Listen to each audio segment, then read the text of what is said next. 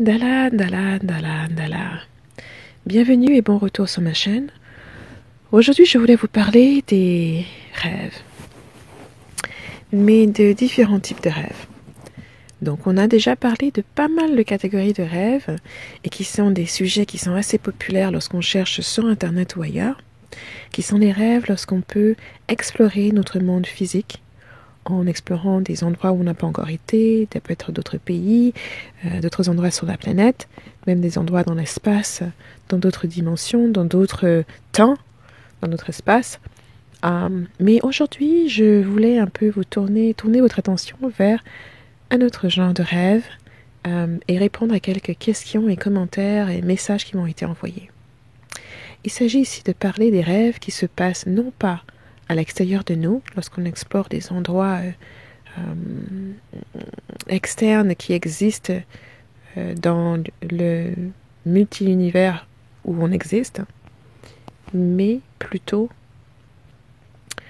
dans les rêves qui se passent dans notre monde interne. Des rêves qui sont intimement reliés à notre personne, à qui nous sommes, à ce que nous faisons lorsqu'on est éveillé, aux pensées que nous avons, au genre de personnes que nous sommes et personnes que nous essayons de faire paraître, ainsi bien sûr qu'à la personne que nous voulons devenir. Donc certains d'entre vous m'ont déjà dit qu'ils n'arrivent pas à se souvenir de leur rêve, ne se souviennent pas de ce rêve-là peut aussi avoir été tellement négatif qu'on ne veut pas s'en souvenir. Je ne vais pas parler à tous, je vais répondre à certains d'entre vous spécifiquement. Donc cette vidéo ne va pas être applicable à tout le monde. Si elle est pertinente pour vous, tant mieux. Si elle ne l'est pas, vous pouvez me dire sur les commentaires les sujets que vous voulez entendre, mais ce que je voulais partager aujourd'hui ne sera pas forcément applicable à tous. Et je voulais juste souligner ça avant que vous ne me le disiez dans les commentaires. Je le sais déjà et je m'adresse à un groupe de personnes en particulier qui trouveront dans ce message quelque chose qui va pouvoir leur permettre d'avancer sur leur cheminement. Donc, les rêves qui se produisent à l'interne. Il y a des rêves qui ne sont... Vous n'êtes pas en train de sortir de vous-même. Et ça peut être des cauchemars, comme des rêves très agréables, très négatifs, où le monstre ou l'entité à qui vous faites face n'est pas un monstre qui existe dehors, mais un monstre qui existe bien en vous. Un monstre qui fait même parfois, pour certains d'entre vous, partie de vous. Je ne dis pas ça pour vous faire peur, mais je vous dis ça pour vous expliquer certaines choses. Donc, le fait de ne pas vous rappeler de certaines choses est parfois un mécanisme subconscient, d'une certaine manière, mais parfois on en est très bien conscient. Toute personne, on le fait même parfois en étant éveillé, on préfère se rappeler des bons moments avec certaines personnes et oublier tous les moments négatifs. Et bien ça marche de la même manière. On peut avoir eu des rêves où on nous montre, on nous indique les parties les plus sombres de nous-mêmes, les choses à changer en nous, et plutôt que de vouloir retrousser ses manches et se mettre au travail, on préfère tout simplement ignorer en ne se souvenant pas de ce rêve en particulier. Ou même parfois en faisant semblant de ne pas s'en souvenir. Oui, on dit tout simplement, on sait très bien que le rêve est là, on sait très bien que les informations et le message est clair. Il faut qu'on change quelque chose sur notre personnalité, sur notre comportement, notre façon de penser, mais on préfère l'ignorer. Pourquoi? Parce qu'on sait que la tâche va être difficile, on sait que ça va nous prendre de faire certains sacrifices. Il y a peut-être des gains que l'on a à se comporter d'une manière, même si c'est une manière qui est négative, qui ne nous avance pas, on y gagne peut-être quelque chose. Que ce soit par exemple la validation externe de certaines personnes pour être dans un certain groupe, pouvoir traîner avec certaines personnes, ou alors l'apparence que l'on tisse ou que l'on porte nous amène aussi le regard, l'amour de certaines personnes que l'on ne voudrait pas perdre si jamais on montrait ses vraies couleurs, si on montrait vraiment qui on était.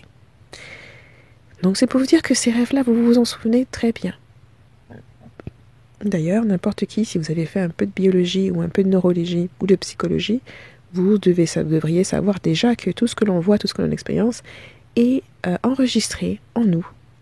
Donc ça ne part nulle part. C'est pour ça qu'avec l'hypnose, avec des outils comme l'hypnose, on peut arriver justement à vous aider à accéder à ces genres d'informations et pour que vous puissiez vous y confronter. Donc pour moi, beaucoup d'entre vous qui m'ont écrit par rapport à ça, il s'agit d'exactement cela. On vous a déjà montré ce qui ne va pas, ce que vous devez changer en vous.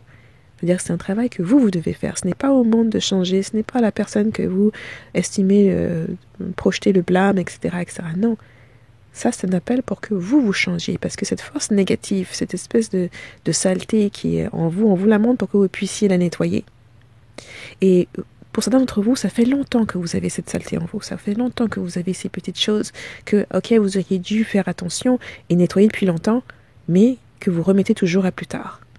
Et bien sûr, plus on remet à plus tard et plus ça s'accumule. Donc ça devient un peu plus difficile, ça va vous prendre beaucoup plus d'énergie pour nettoyer, plus vous y attardez et vous vous y refusez. Donc je pense que pour ceux d'entre vous qui ont posé ces questions, qui sont sur ce questionnement en particulier, la réponse est vous devez faire face à ces choses. Et ce genre de rêves qui viennent de votre monde interne sont des choses qui sont directement liées à votre existence lorsque vous êtes éveillé. Donc les pensées négatives que vous avez, que vous les partagez ou pas, ou l'énergie négative que vous voulez envoyer aux autres, ne pensez pas qu'elle s'évapore tout simplement dans le ciel lorsque vous pensez à autre chose. Et surtout si vous avez fait ça à répétition envers certaines personnes, ou à travers plusieurs années. Il va falloir aussi que cette négativité, vous la nettoyez en vous. Et c'est un choix qui vous revient. Avec toute responsabilité vient aussi des privilèges. Donc vous avez le privilège de pouvoir rêver, d'aller n'importe où, de faire n'importe quoi. Il y a aussi une responsabilité qui vient lorsque vous ne nettoyez pas les choses qui devraient être nettoyées. Ça s'accumule, on s'embourbe dedans, on finit par se trouver à suffoquer, à étouffer, tellement la crasseur et la noirceur nous envahit. Mais la bonne nouvelle est que vous pouvez faire la différence, vous pouvez retrousser vos manches, commencer à regarder tout ça, et commencer à nettoyer, et à faire ce changement-là. Vous allez me dire comment le faire. Les changements doivent être faits dans votre vie éveillée. Parce que c'est de là que vient toute cette crasse. Et c'est de là que vous créez le plus de négativité qui est ensuite envoyée à votre subconscient. Et envoyée dans votre monde interne. Et ça prend de l'effort. C'est pas quelque chose que vous allez pouvoir faire du jour au lendemain. C'est un processus qui va prendre du temps, qui va prendre même quelques années. Et pour certains d'entre vous, ce sera le travail de toute une vie. Le travail de toute une vie. Et c'est quelque chose qui n'est pas facile, surtout quand on est habitué à penser toujours de façon négative, à toujours voir le mauvais côté des choses, à ne jamais vouloir donner le bénéfice du doute à qui que ce soit ou quoi que ce soit. Ce sont des habitudes qui vont être difficiles à casser, mais qui ne sont pas impossibles à casser. Donc ça va vous prendre du travail. Mais je pense que pour celles et ceux d'entre vous qui sont prêts à le faire, ce travail-là, c'est un travail qui va vous en redonner. Pensez juste au moment où vous rentrez dans une salle de bain qui est complètement crasseuse et que vous la nettoyez. La satisfaction qui vient de juste avoir cet environnement propre autour de vous est déjà en lui-même un cadeau. Ensuite, vient tout ce qui vient avec. Le fait que justement, dans la crasseur, on a plus tendance à être malade, à attirer d'autres sources de négativité qui viennent avec. Quand les choses sont propres et bien rangées, on a l'esprit bien plus dégagé. On a aussi la vitalité que l'on peut maintenir plus facilement. Et c'est donc de cette manière-là que j'aimerais que vous voyiez les choses. Et bien sûr, ça, c'est quelque chose qui repose sur votre libre arbitre. Personne n'est ici pour vous forcer à faire quoi que ce soit.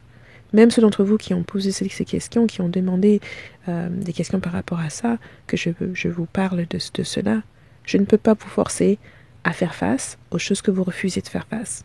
Personne ne le peut. C'est à vous de faire ce choix.